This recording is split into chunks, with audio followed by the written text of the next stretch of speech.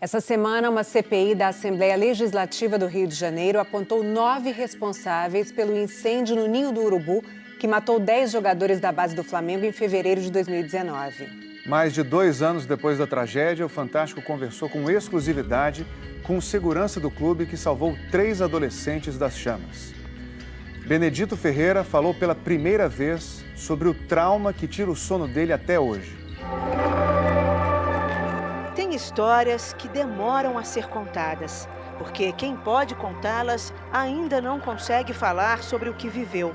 O tempo de Benedito Ferreira tem 2 anos e pouco mais de um mês. Ele foi o segurança que retirou 3 jovens jogadores do Flamengo de um container em chamas no incêndio no Ninho do Urubu em fevereiro de 2019. 10 garotos da base morreram. Só agora ele conseguiu dar uma entrevista. Eu não sou herói. Eu fiz o que eu estava lá para fazer. Não me considero um herói. Eu me considero uma pessoa normal que estava, exercendo a minha função e, de repente, eu me deparei com esse fato, que vitimou esses 10 garotos.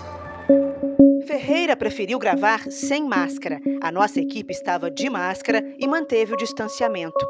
Ele lembra com detalhes o que aconteceu naquela madrugada. Ferreira, está pegando fogo no container dos garotos. Eu desci, sendo que quando chegou lá, parecia normal. Quando de repente começou o fogo ficar bem mais intenso. E não tinha como entrar. Quando eu cheguei próximo ao quarto 3, eu vi a fisionomia de um atleta. Foi quando ele quebrou a janela, realmente ele quebrou a janela. Eu consegui tirar 3 palitas de grade e puxei. Puxei o primeiro, o segundo, o terceiro que estava muito queimado e teve mais um que não teve como tirar. Quando disseram que eram 10 e que entre esses 10 tinha alguns que eu tinha visto horas antes, meu mundo acabou. Então eles não tiveram chance de sair. No lugar das lembranças dos 3 que salvou, o que Ferreira não esquece é daqueles que ele não conseguiu resgatar. O garoto chegou para mim e falou: tio, lá atrás está cheio. Foi onde bateu o desespero de saber como é que ia fazer para entrar. Não tinha mais como entrar. Aí eu chegar atrás, no quarto 3, eu vi os garotos, esses 2, tirei, puxei os 2. Eles também me ajudaram a puxar o terceiro, que estava muito queimado. Eu vi que acabou quando o teto abaixou. O teto abaixou, não tinha mais como fazer. Eu sentei e fiquei olhando aquela cena que nunca mais vai sair da minha memória. Até hoje eu escuto eles gritarem que está ardendo, socorro.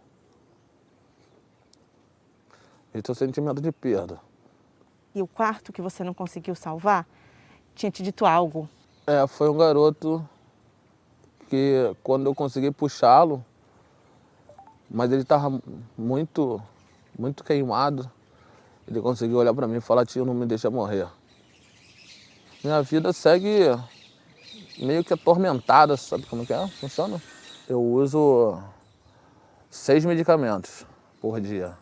Tem lugares que eu não vou sair com a minha família, passear. Eu não consigo mais. Meu dia de folga geralmente é em casa, na minha casa. Não me dá vontade de fazer. O segurança ainda se ressente das condições do salvamento e traz uma informação inédita. Segundo ele, extintores que estavam disponíveis naquele dia não funcionaram. No início eu usei um extintor de pó químico. Um garoto que estava ao meu lado, ele tentou utilizar, também não funcionou. Ele tentou me passar o extintor, não funcionou. Tentei outro terceiro extintor, que também não funcionou. No depoimento que deu à polícia no dia do incêndio, Ferreira mencionou que usou 2 extintores para tentar apagar o fogo e que depois pegou mais 3 extintores, mas não relatou que alguns deles não funcionaram. Segundo ele, nada foi perguntado sobre o funcionamento dos extintores. Não foi perguntado. Só me foi perguntado se o caso eu tinha utilizado o extintor. Sim. Em nota, o Flamengo diz que os pontos levantados por Ferreira na entrevista narram uma visão pessoal dele, que não encontra amparo nos fatos, na lei e muito menos no inquérito criminal, e que prova constante do inquérito demonstra que todos os extintores estavam no prazo de validade, devidamente revisados e carregados. No inquérito, consta que havia 5 extintores com validade e funcionamento adequados próximos ao alojamento, mas não especifica se foram os mesmos usados por Ferreira.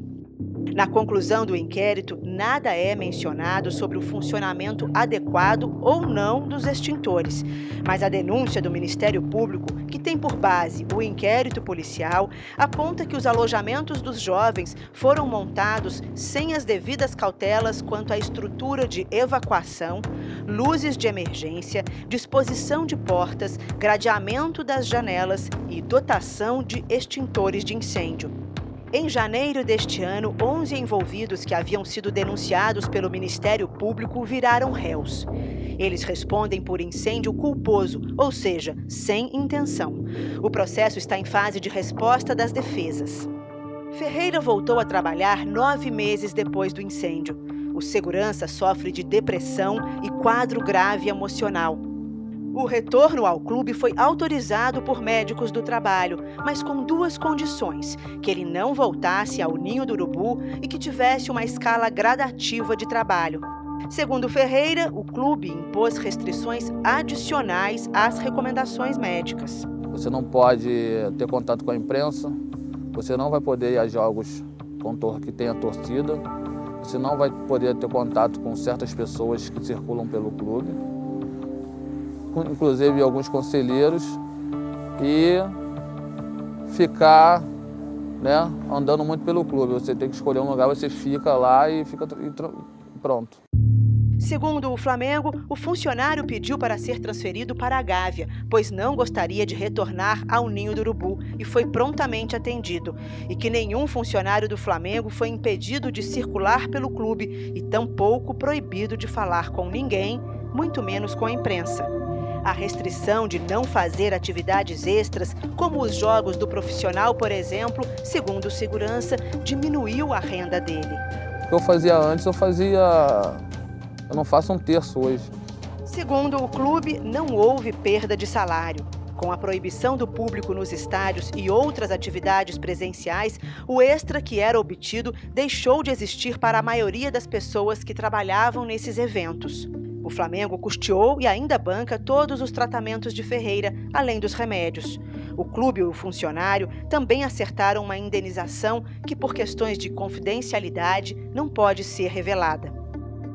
Há 7 meses, ele foi transferido para o museu, na Gávea, espaço de memória das conquistas, mas também onde está a única homenagem às vítimas do incêndio. É lá, sentado numa cadeira, próximo às camisas dos jovens que morreram, que ele cumpre um ritual que vai de 11 da manhã às 5 da tarde. Lá eu vejo 10 camisas e todas as vezes que eu entro lá, é a primeira coisa que eu olho, eu rezo para que eles tenham um descanso, que Deus acolha eles e deixe eles em paz, porque foi doloroso. Ferreira nunca falou com os meninos que salvou, nem com os pais das vítimas. As famílias que perderam o seu maior bem, que é um filho, eu pediria desculpa por não ter conseguido. É isso. Eu pediria desculpa, porque eu tenho como uma falha. Isso aí vai ser pro resto da vida. Aonde eu ver o símbolo CRF, mesmo depois que eu tenha saído, eu vou lembrar. Isso todo ano, todo dia 8 de fevereiro Daqui até minha filha, meus netos, meus bisnetos, vai ser lembrado. E ninguém vai esquecer. Eles vão falar, meu avô estava lá, meu avô sofreu na pele. E meu avô morreu com esse sentimento de culpa. Eu preferia entrar e tirar tudo do jeito que está aqui falando com você agora. Eu perderia a vida para deixar os 10 aqui estarem aqui agora falando com você.